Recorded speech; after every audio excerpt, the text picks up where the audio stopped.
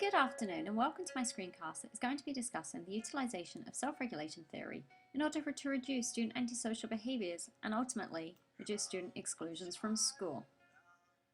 One problem that I have encountered is that students who exhibit antisocial behaviour are subsequently excluded from school. As a result, they fall further behind academically and tend to associate more often with delinquent peers. Continual participation in delinquent behaviours and repeated exclusions has developed what has been termed the school-to-prison pipeline. In addition, students who exhibit antisocial behaviour also drain the teachers with whom they work, which has a negative impact on their self-efficacy and performance. Finding a solution to assist students in improving and modifying their behaviour is an example of creating social change, as hopefully it will prevent students from future incarceration and teachers from experiencing burnout. Looking at exclusion data for a rural school district in Washington State allows for the identification of areas of concern and for data-driven decision-making. As you can see, longitudinally, drug suspensions have been rising. Additionally, while exclusions for violence without injury were declining, that trend has reversed since 2009. Individuals are more likely to exhibit antisocial behaviour when they fail to self-regulate. Bright Hub Education provides a quick overview for identifying antisocial behaviour in students and provides some recommendations for dealing with that behaviour. A couple of suggestions offered is for teachers to keep lines of communication open with parents and administrators, and perhaps consider the use of music in dealing with that antisocial behaviour in school. Antisocial behaviour has an effect on the entire learning environment and prevents all students from maximising their potential. Providing students with an opportunity to learn self-regulation skills is essential for them to be successful.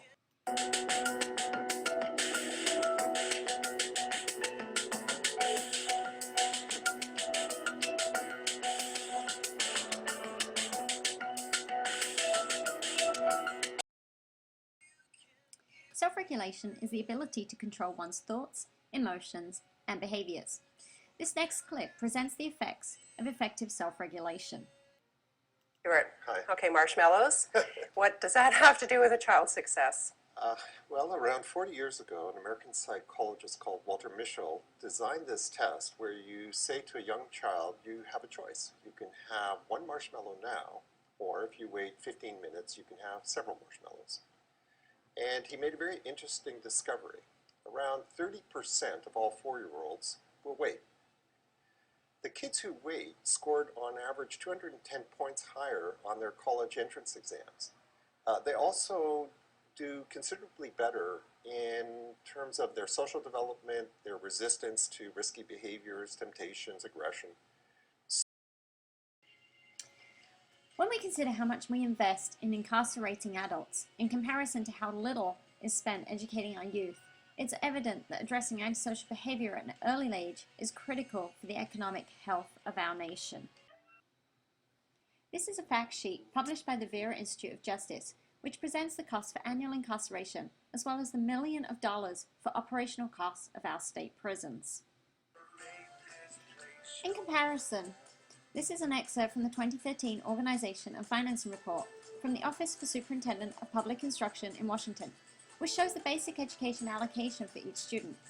As you can see here, as of July 2012, the average allocation per student was $5,140, a big difference to the $46,000 it costs to incarcerate an adult. Perhaps if schools can reduce antisocial behaviour, it might be possible to reduce the incarceration rate and invest the money saved right back into education. Of course, given that self-regulation is generally learned in early childhood and develops out of familial and societal norms, while schools can attempt to reframe behaviour, it's not an easy feat. When students particularly come from areas high in poverty and violence, where aggressive behaviour is the norm, self-regulation is not an essential skill. Find Youth Info is comprised of federal representatives promoting the importance of healthy youths. This website shared that individual, family, peer, and school and community factors act as both protective and risk factors for antisocial behaviour, and that no one risk factor leads to delinquency.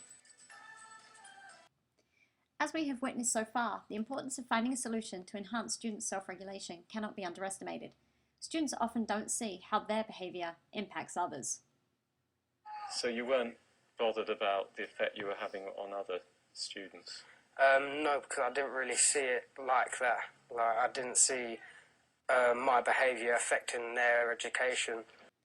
Without students self-regulating, teachers cannot continue to manage antisocial behaviours, and as a result, mental health issues for the staff become a concern. An international survey of principals considered the mental health of staff and students. One of the striking findings is that principals felt as though 1 in 5 students were in need of prevention or intervention services. What is truly exciting is that 85% of youth who exhibit antisocial behaviours really wish to improve those behaviours. Researchers have found that students who do not self-regulate well require explicit teaching of self-regulation. However, only 15% of self-regulation instruction was found by Menzies and Lane to occur explicitly. By analysing student exclusion data, it is possible to identify areas of concern and to focus on improvement. In addition, it's helpful to advocate for surveillance systems. Camera systems allow you to see areas of the school that perhaps wouldn't normally be seen. Accessing community resources is another way to gain additional support for our students. Recently, I received an email from a previous school psychology intern who introduced me to a child behaviour health services program, which is certainly worth investigating. One truly feasible intervention is to create a semester elective class that integrates self-regulation skills training into the cultural arts. This program, the Prodigy program, has been found effective for reducing both adolescent antisocial behaviours and mental health issues. Prodigy provides a safe arena where youth can learn communication, problem solving, and conflict resolution skills through visual and performing arts. This intervention will be voluntary and modify the Prodigy program into a cultural arts elective. A control group will comprise of those students unable to participate, and along with archival, demographic, and student self-report mental health survey data will be used to measure success of the program. Ethical procedures would of course be upheld, including gaining informed consent and ensuring prevention from harm. While schools will still compete with community values, it is our duty to help them become successful and productive citizens. Those students that are excluded from school miss out on learning opportunities, increase their risk for dropping out of school, and are more likely to engage in a delinquent lifestyle. The Cultural Arts Self-Regulation elective class is a possible intervention to reduce antisocial behaviour and therefore limit exclusion from school. Providing students with the skills to self-regulate and refrain from antisocial behaviour will create social change. In order to adhere to ethical standards and security matters, I cited all sources I used, showed the creators of YouTube videos and websites, and ensured that data presented was public and unidentifiable.